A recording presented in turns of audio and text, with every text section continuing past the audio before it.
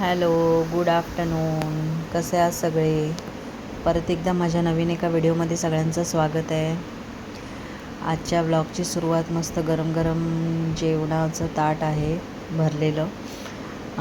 मस्त बेत पण छान आहे. बांगडा फ्राय केला आहे, ओले बांगडे, आणि कुळथाच्या पिठी केलेली आहे. मी खरं सांगू, 1.5 वर्षांनी आज मी ती पिठी खाणार आहे, कारण खाल्लीच नव्हती आणि पिठी पण संपली होती घरातली, म्हणून नाही खाल्लेली.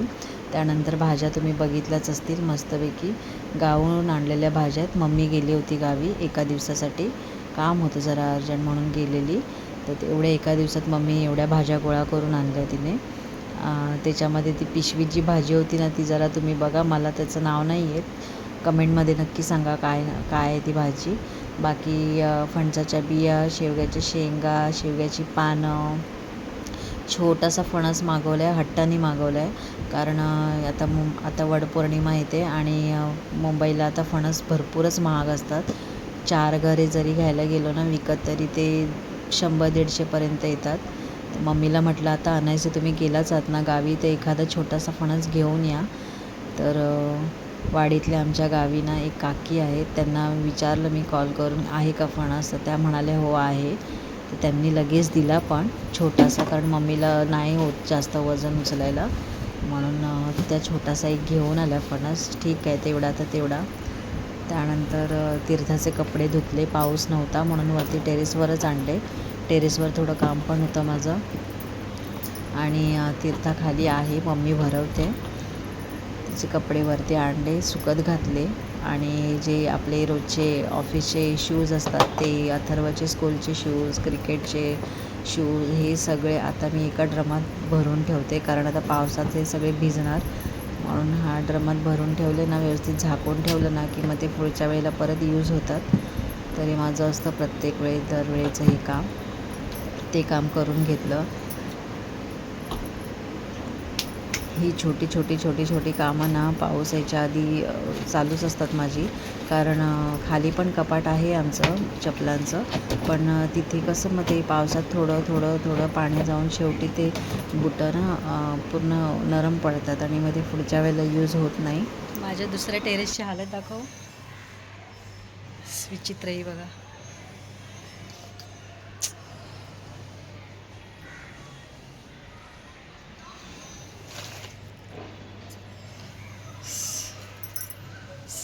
वैताग आला आहे मला.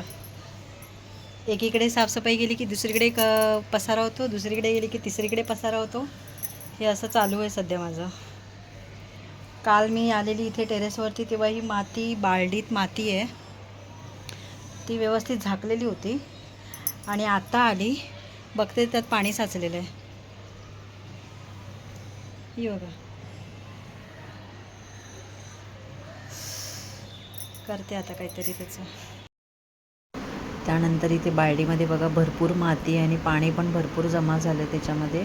पावसाचंच पाणी खरंच माझ्या लक्षात, एवढं माझ्या जीवावर आलेलं टाकून द्यायला, पण नशीब असं मला स्ट्राईक झालं एकदा. मी काय केलं, ते पाण्यासकट ती माती ना कुंड्यांमध्ये भरली, म्हणजे वेस्ट नाही होणार काहीच, पाणी पण होईल आणि माती पण होऊन जाईल. तेवढं नशीब, नाही तर फेकून देणार होती मी, मला काय सुचतच नव्हतं. ब्लँक झाली मी थोड्या वेळासाठी एवढी माती बघून. त्यानंतर आणखीन ही दुसरी माती आहे ना, ती वरती मला टेरेसवरती न्यायची होती, तर विचार केला की जाऊ दे संध्याकाळी देईन, पण म्हटलं नको, परत रिस्क नको, परत जर पाऊस आला तर ती पण वेस्ट होईल, कारण मी एवढी जपून ठेवलेली एवढे महिने माती ही. आणि तुम्ही म्हणाल काय माती माती माती माती करते, तर नाही, खरंच खूप महत्त्वाची आहे. गेल्या वेळेला मी पडली होती ना, तेव्हा अशीच सगळ्यांना वाटलेली माती, आजूबाजूला सगळ्या जणांना कुंड्या, माती सगळं देऊन टाकलेलं.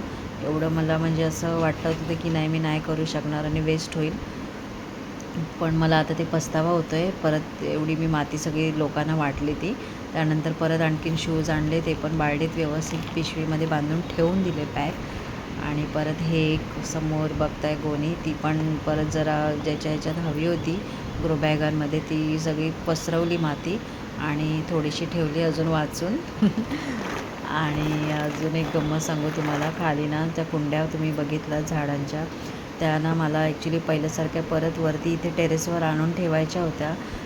आधीसारखं मला टेरेस करायचं होतं माझं, पण काय माहिती आहे, मी ना त्याला ना हात लावला त्या कुंड्यांना, थोडंसं हलवल्या तर करम करून त्या एकदम म्हणजे कुस्करायला लागल्या. म्हणजे ते प्लास्टिक ना उन्हामध्ये एकदम ते तडकलं आहे जाम खूपच. त्याच्यामुळे मला एकदम घाबरल्यासारखं झालं. म्हटलं बापरे, आता ह्या पण तुटत आहेत की काय, कारण मग परत नवीन आणा, परत ती माती ट्रान्सफर करा. माझ्याकडे अजिबात वेळ नाही आहे आता त्या सगळ्यासाठी.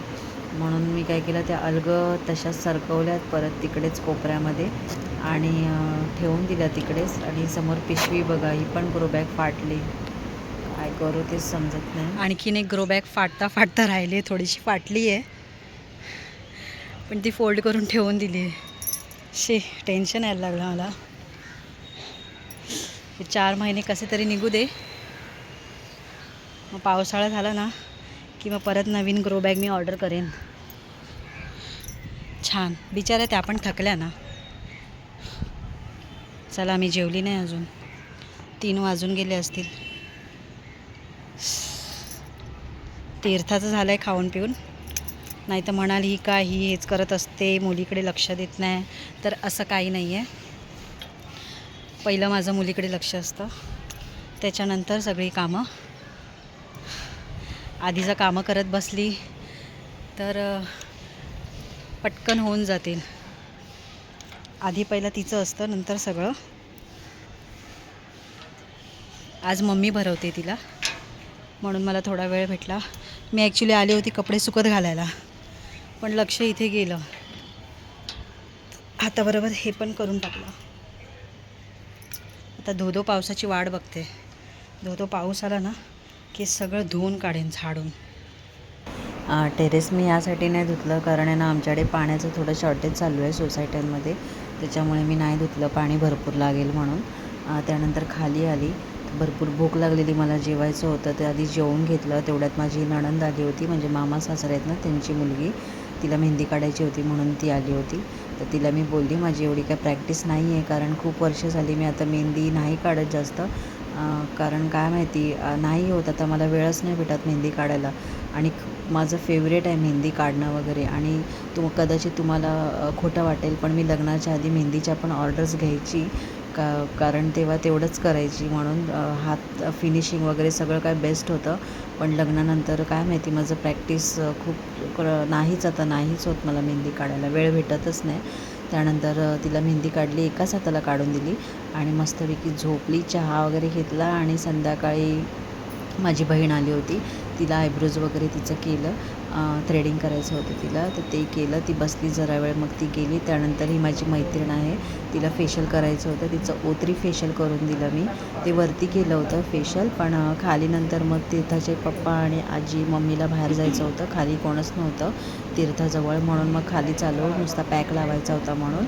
तर ही माझी फ्रेंड आहे, तिला पॅक लावला, ती पण बसली थोडा वेळ, म्हणजे तीर्थाजवळ पण मी राहीन.